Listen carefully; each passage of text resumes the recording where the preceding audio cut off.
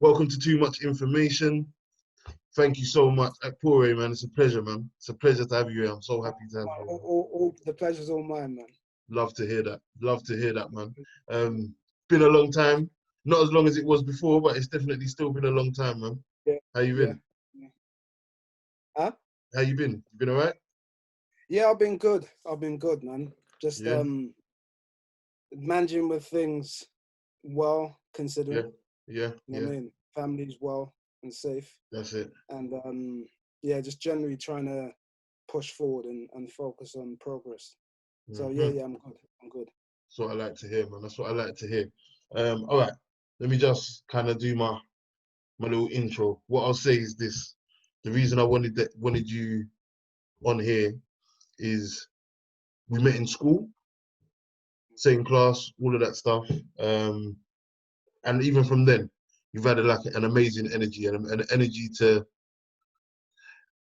similarly to myself, without blowing my own trumpet, able to kind of float between the different groups in school. Does that make Yeah, sense? yeah, yeah, You yeah, was never kind of one person that kind of stayed with one group of people. You was always able yeah. to be cool with a lot of different people.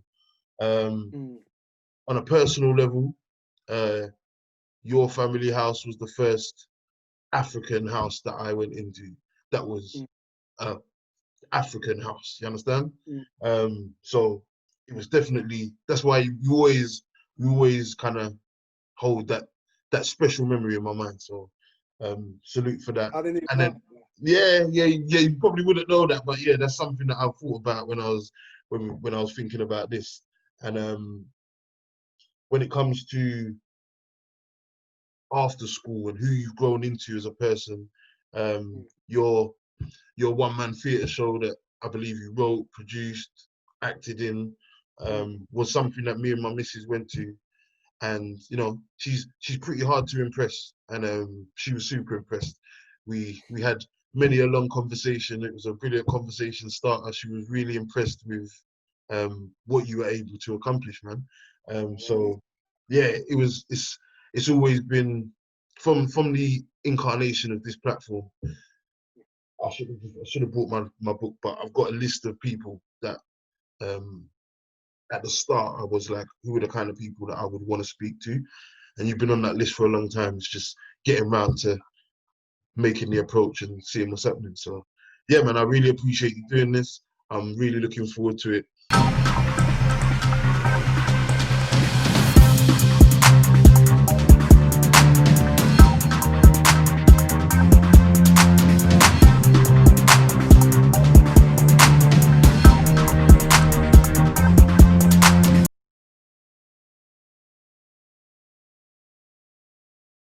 Where I usually start is family upbringing.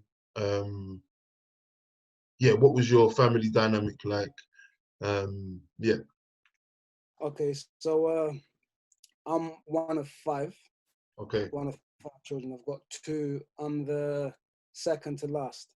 right, So I was junior for a number of years, which you would know about. yeah, You know what I mean? Because a lot of hmm people that know me from a certain period of time know me as junior. Although hmm most people, apart from a few, maybe Trevor yeah, and some other people, yeah, try to refuse to call me Akpore because obviously there's been a growth since then. But yeah, yeah, so I guess maybe my parents thought I was going to be the last, and then my younger brother came after me. So I've got two brothers and two sisters, right, twin sisters, one older okay, brother, one younger brother, and two older twin sisters. right, I was raised by my dad, yeah, myself, and three of my siblings. After my mum and dad split up, I was raised by my dad for probably about 15 years. So okay, he, in that sense, he's kind of broken. I say this with a pinch of salt because obviously there are a lot of men that raise their children by themselves that hmm we just don't know about. So yeah, he's in that category. Do you know what I hmm mean? And yeah, in terms of upbringing, he worked all the yeah, time, hmm as you know. That's understandable for as a people that single come parent, from. kind of, that's how Yeah, the setup has to go, kind of thing. exactly. And I can honestly say that he provided us with everything that we could need. Do you know what I Hmm mean? Also showed, really demonstrated to me what a man is and what responsibility is, in a way where, like how I am with my family, my children now, I think, okay, maybe I definitely got that from my dad, but it wasn't things that I didn't know that was happening at the time. Like I saw what he was doing, I appreciated it, I understood the gravity of it, but I didn't realize that so much of it kind of influenced my behavior, or would influence my behavior. Okay, before you move on, delve into that. When you say what things are we talking about him going to work? Are we talking about ways that he interacted with you in the house? What kind of things are you You know what referring the to? main thing is being responsible. So Mhm. just I I don't mean this as a judgment or criticism, but I find it very difficult to understand when a man can not be there with his children. Do you know what I mean? When a man is absent Definitely, yeah, by his own, by his own, do you know what I mean? yeah, By just his by own his, wishes. yeah, yeah, yeah. I Because fully agree. exactly, because I have a few friends that can't see their children, that struggle to Mhm. see their children. It's painful. Do you know what I mean? It's painful to see, it's painful for them. So I find that difficult to understand because I just have a different experience and a different nature.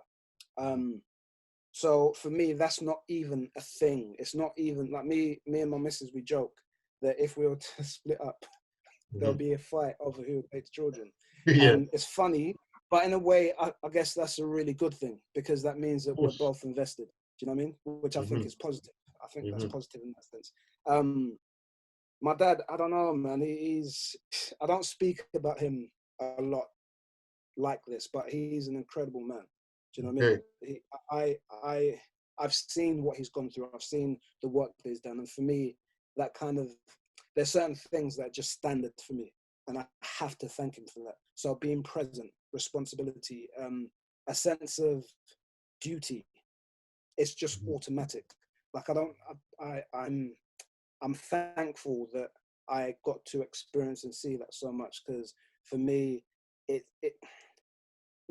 the issues are other things, not that. Does that make sense? Of course, it You know what does. I mean? And I have to give him respect for that. I Hmm. really, really do. Raising 4 children Yeah. by yourself, do you know what Hmm. I mean? That's a big Hmm. deal. That's It really is. you know, man or woman. That's a big deal. You Hmm. know, Yeah. and he done it very, very, very well. Like all of us, we're doing well. You know, Yeah. whether that's not necessarily in the eyes of what other people might think, just in terms of being functional human beings that can Mm-hmm. interact and support themselves and their families.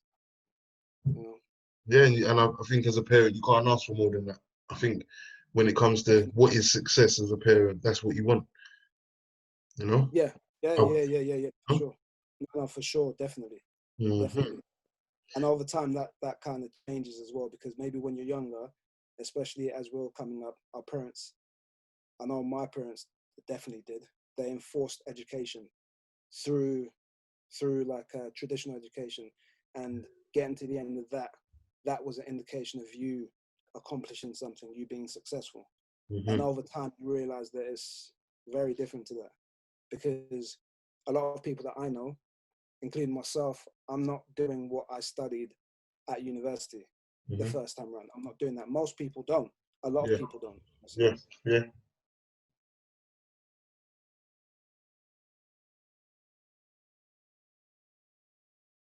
I want to kind of get into, all right, so I know you as being in East London, right? Yeah, So, Hackney, mm, born and raised, man. all right, there you go. I didn't know whether it was Hackney the whole time. But yeah, so Hackney, right? And obviously we went to school together in Edmonton. So that's a bit Mm. of a journey. That's a bit of a Yeah, no, journey. okay. So there was bits in between. Okay, Born in Hackney, right. moved to. I lived in South London for a period of time. Lived Okay, in Nigeria for 4 years when I was young, from like 1 to 4. okay, Then came back, and I think it's South London, North London, and Hackney mostly. And the North London is Edmonton.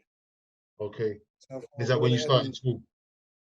Yeah, yeah, yeah. So when I was living in Edmonton, I went to Hazelbury School. and Okay. then after that went to Elwood, and so I left Edmonton in the last year of Hazelbury, and then still came back to Edmonton for secondary school. Right. Makes sense. Makes sense. So, okay, so you moved back to Hackney at 11, let's say. No, 9, Okay, about so 9, 9, okay, 10, yeah. so you're still you're young, but you're still aware of your surroundings. You're yeah, you're aware of Yeah, yeah, your environment.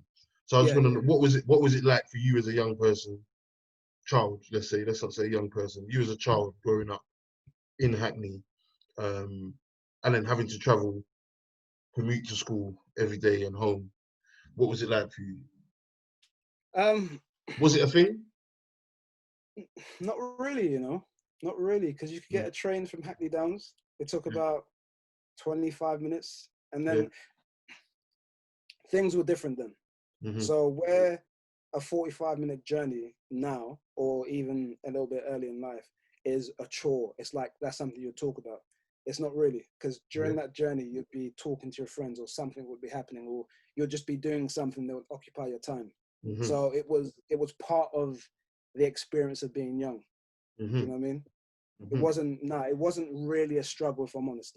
I didn't think, um, I don't feel like I was disadvantaged by having to travel so far to school Hmm. at all, at all. Okay. Okay. And then also as well, when you was in Hackney, because Yeah. I've got a god brother that lived in Stokey his whole life. So I was back and forth.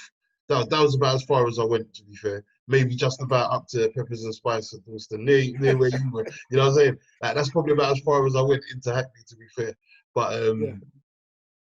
yeah, it's just interesting to me. Like, what was your experience of um, just being from you could say notorious area, but I'm not Mm, necessarily talking about, I don't know, let's say, I don't know, gang violence or anything. I'm not talking about that. I'm just saying, just generally on the ground, you as a mm. young person, what was happening like in the 90s from your point of view? And Maybe romance. were you even allowed out to even see it? Yeah. Okay. We were like, so Hackney for me, it was mostly my area, so the close vicinity to where I lived, and I had Hmm. a group of friends, and we used to play out as you do. We used Yeah. to do stuff like play fumble. I don't know Yeah. if you know what that is. Yeah, Come on, fumble, man. play bench football, because Hmm. basically where I live, it's like uh basically the area is based off EastEnders. So there's a square. Then we used to Okay. go into the square. We used to play bench football, and the benches would be goals, and that's how you would score the goals and everything. Hmm. So it was, I'll tell you one thing that happened to me, right? Go So on. when I first moved to Hackney, I think in the first few days, Right. walking down around the corner from where I live, and a group of 3 or 4 people coming towards me. I can't Hmm. remember the sexes. I think there was like maybe 2 guys, 2 girls, or whatever. And one of the guys just punched me in the stomach. Like, and I'm like 9, 10. Didn't know him. It didn't escalate past that. Just punched me in the stomach, and they kept on Kept it kept moving. on going. Do you know what Wow. I mean? Cried or whatever. I was Hmm. upset. Went home, told my dad. Dad was like, nope, nope, nope, nope. That's it. You're going to go and do martial arts. Go and do karate. Yeah. Set me there Yeah. straight. Yeah. So in terms of bad experiences, Yeah. which I guess then led on to something positive, that's something that I remember. But apart Mhm. from that, it was it wasn't the Hackney that I didn't experience the Hackney that people would have thought of. So like the older guys in the year above and the year above that, when I moved to Hackney, there was like a level of respect. Ah, he's from Hackney now. Do you Yeah. know what I Yeah. mean? Yeah. Yeah. Yeah. And for me, like that was cool, but it wasn't like that. Because a lot Hmm. of areas, as dangerous as they might be, or whatever kind of um, Reputation. reputation they have, Yeah. when you live, like you live there, Hmm. you know. I used to cut hair at a barber shop on Hmm. what's the estate called? I can't even remember the estate. I can't remember the estate, but it's like a notorious estate, and the Right. barber shop's across the road. Not And Pembury. Pembury, yeah, that's it, Pembury. Okay. Pembury Estate. So I think it's Pembury. You know what? I'll check Yeah, that. And I'll but come yeah, back. but it's But in anyway, Hackney somewhere. so and that was actually a dangerous area. But Hmm. once you're there and you're working there, you're there every day. It becomes normal. And if you're not in that life, things can be happening like next door, and you won't know. Yeah, very You know? true. Very true indeed.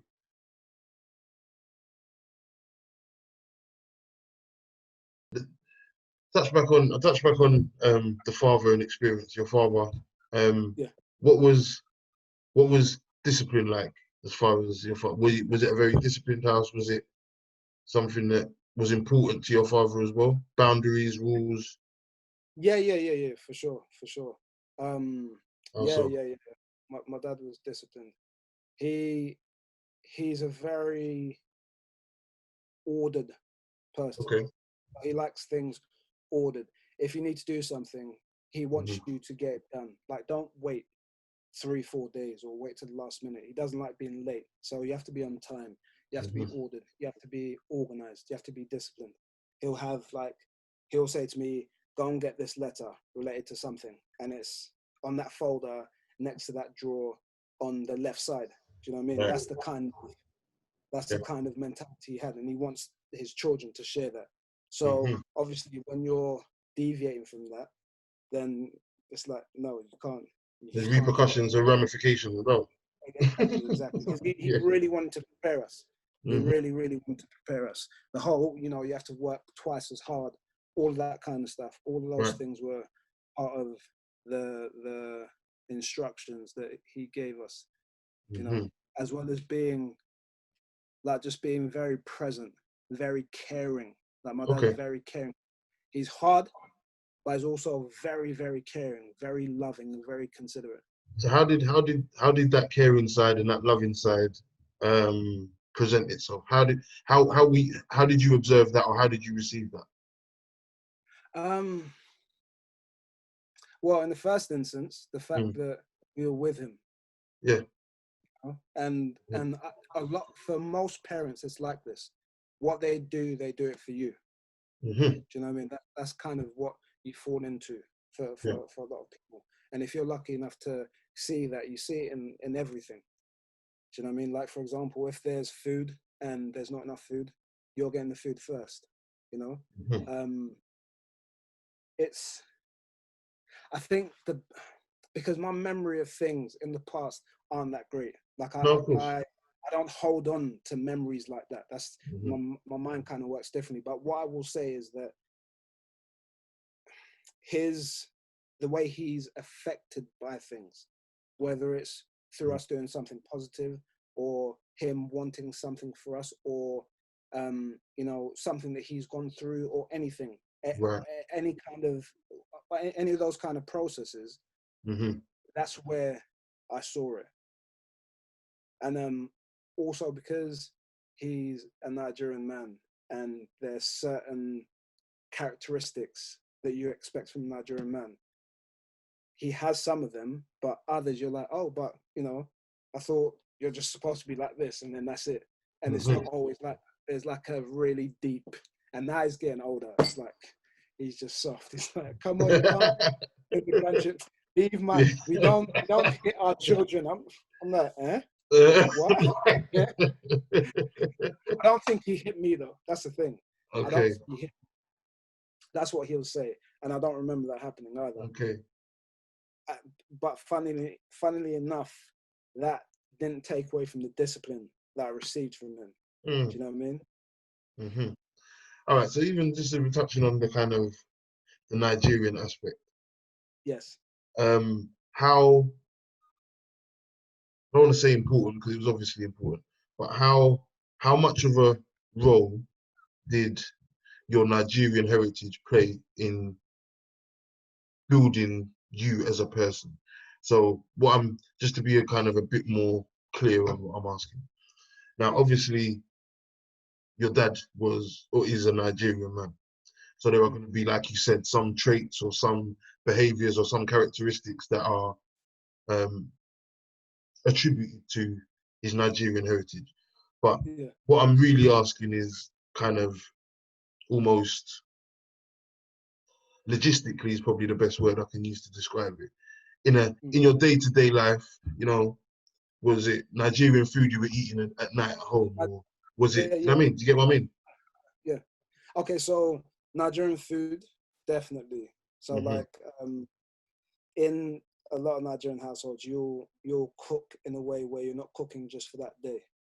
So Right. for example, stew would be made, and that Yeah. stew will last for the whole week, and then every day or every other day you'll make something that you'll eat with that stew. Right. Most of the food that we had, like most of the dinner that we had, was Nigerian. You know, maybe breakfast and lunch you might have cereal or whatever, but a lot of the food that we had was Nigerian. So there wasn't anything that was new to us there. Growing up from young, we're Right. having you know, jollof rice, beans, dodo, plantain. We call dodo when it's fried, when the plantain's fried. Do you know what I mean? So that was kind of part of every day. Do you know what I mean? And what tribe? What tribe is Are both your parents from the same tribe? They are, yeah, Irobo. Okay. Say again. Urobo. People mistake it for Yoruba. Oh, okay. So it's we're a smaller tribe from Delta State. So we're a Okay. lesser known tribe, but we are still here. You know. Yeah. Yeah, man. And there's a lot of us around. Do you know what I mean? There's a lot of us around. But when I say Irobo, they're like, hey, Yoruba. I'm like, no. And these are Nigerians I'm speaking to. So even a lot of Nigerians are familiar with us. You know, but it's Delta State. Okay, that's good because I haven't heard. To be fair, my minimal knowledge is you got the three main tribes: the Igbo, the Yoruba, and the Hausa, and then there are other tribes but that's how do you say Yoruba or Irob? Urobo. Urobu. Okay. Urobo. Urobo with an O at the end, yeah. Yeah, with an R at the end. I'm probably not even pronouncing it as well as I should, but yeah. No, it's people really do mistake for Yoruba, and they think you've pronounced it incorrectly. Oh, you mean Yoruba? No, I mean the thing that I said.